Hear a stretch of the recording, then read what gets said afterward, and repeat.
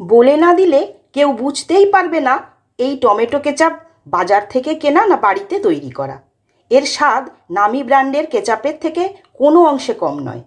আপনিও কি এই রকম নামি ব্র্যান্ডের মতো কেচাপ বাড়িতে বানাতে চান? তাহলে এই ভিডিওটি অবশ্যই আপনার জন্য। নমস্কার, মেখলাস হবি অ্যান্ড প্যাশন চ্যানেলে সবাইকে স্বাগত। আমার আজকের রেসিপি টমেটো কেচাপ। কৃত্রিম রং ও প্রিজারভেটিভ ছাড়া কিভাবে বাড়িতে টমেটো কেচাপ বানানো যায়, আজ সেই রেসিপিটি আমি আপনাদের সাথে শেয়ার করব। ভিডিওটি ভালো লাগলে লাইক, শেয়ার আর কমেন্টস করতে কিন্তু ভুলবেন না। আর নতুন বন্ধুরা সাবস্ক্রাইব করে আমার সঙ্গে থাকবেন। চলুন তাহলে ভিডিওটা শুরু করা যাক।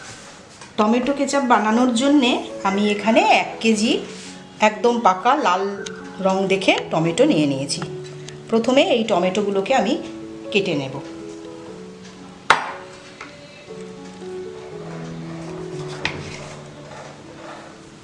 মাঝখান থেকে এইভাবে কেটে টমেটোর যে বোটার অংশটা থাকে সেটাকে ফেলে দেব।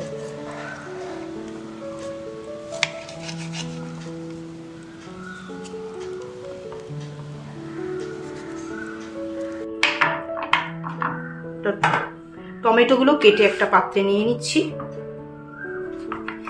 সব টমেটোগুলোই আমি এইভাবে কেটে নেব।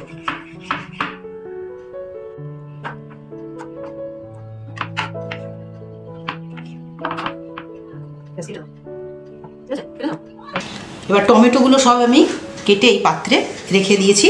এবারে আমি এর সাথে দেব একটা এরকম মাঝারি সাইজের পেঁয়াজ, 1 ইঞ্চির মতো একটা আদা আর 6-7 কোয়া রসুন। এগুলোকেও আমি অল্প করে একটু কুচিয়ে ওটার মধ্যেই রেখে দেব।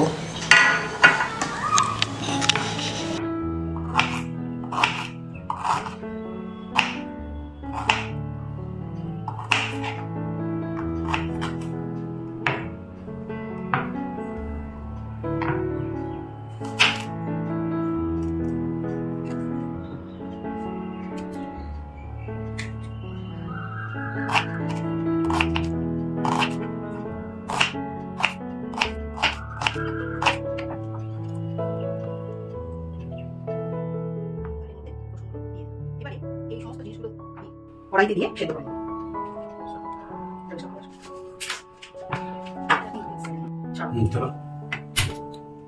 এবারে আমি টমেটোগুলোকে সেদ্ধ করার জন্য কড়াই বসিয়ে দিলাম।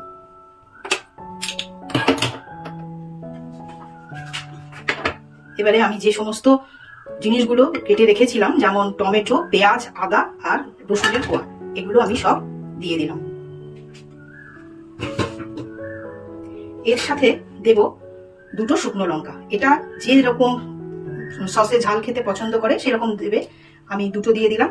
আর এখানে নিয়েছি একটু ডালচিনি, কয়েকটা লবঙ্গ আর গোলমরিচ। এগুলো আমি একটুখানি হামানদিস্তাতে একটু ক্র্যাশ করে নিয়ে তারপর দেব। এগুলো আমি একটুখানি ক্র্যাশ করে দিয়ে দিলাম এর মধ্যে।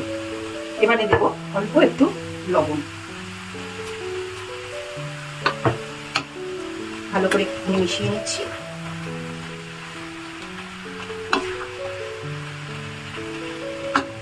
এবার একটা ঢাকনা দিয়ে ঢেকে টমেটোটা একদম গলে যাওয়া অবধি আমি সেদ্ধ করব।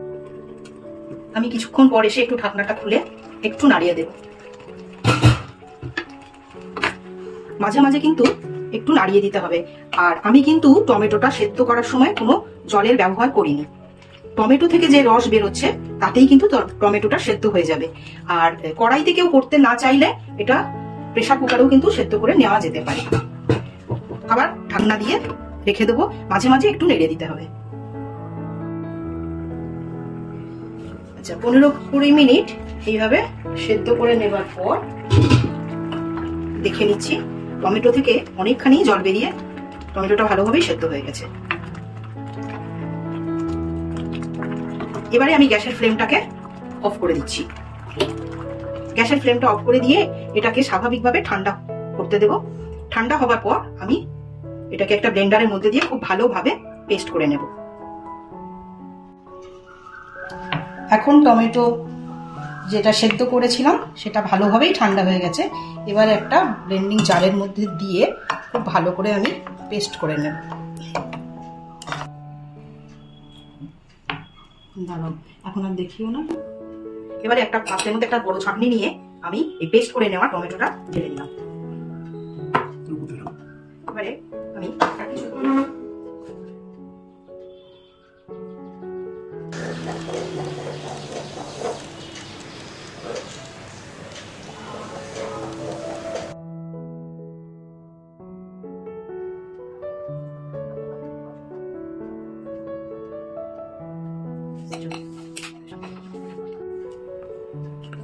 এইভাবে আমি পুরো সেদ্ধ টমেটোটাকে ছেঁকে নিয়েছি।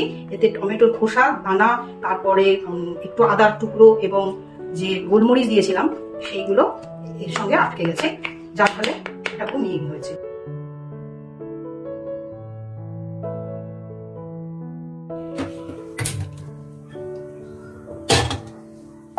এবার গ্যাসে কড়াই বসিয়ে দিয়ে আমি টমেটোর পেস্টটা ওর মধ্যে ঢেলে দিলাম।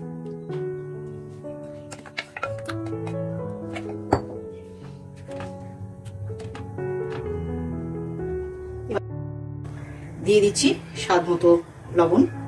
এখানে 4 চামচের 1 চামচ এমনি লবণ দিলাম। তার সঙ্গে দিচ্ছি অল্প একটু বিট লবণ, এই 4 চামচের 1/2 চামচের মতো। দিয়ে দিচ্ছি 100 গ্রামের মতো চিনি।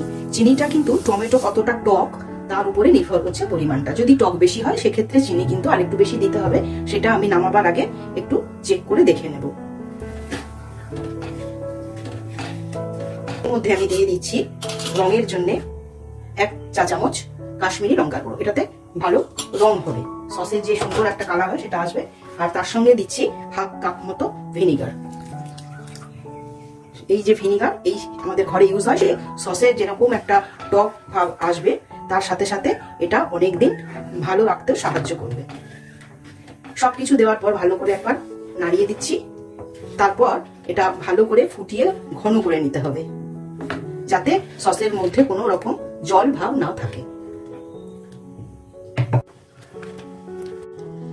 আমার কাছে আমি একটু টেস্ট করে দেখলাম, আমার কাছে একটু লবণ কম বলে মনে হয়েছে, তো আমি আরো 1/2 চামচের মতো লবণ দিলাম। আর এখানে আমি 3 চামচের মতো চিনি দিয়ে দিলাম, কারণ যাতে যে আর বেশি জল ভাব নেই সেটা। এটার মধ্যে অল্প একটু সস নিয়ে নিতে হবে।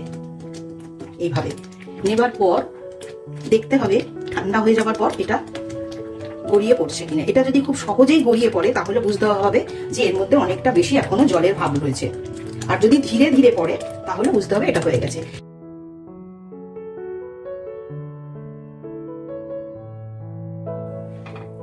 সসটা ঠান্ডাও হয়ে গেছে। এইভাবে কিন্তু খুব কম সময়ে আর কম খরচে ঘরে থাকা সমস্ত উপকরণ দিয়েই আপনারা বাড়িতে টমেটো কেচাপ বানিয়ে নিতে পারবেন। আর এই কেচাপ কিন্তু বেশ অনেক দিন আপনারা সংগ্রহ করে রাখতে পারবেন। তবে যদি 1 বছরের জন্য সংগ্রহ করতে চান তাহলে এর সাথে 1/2 চামচ সোডিয়াম বেনজয়েড মিশিয়ে নেবেন। আজ এইটুকুই, ফিরে আসবো নতুন ভিডিও নিয়ে। ভালো থাকবেন, নমস্কার।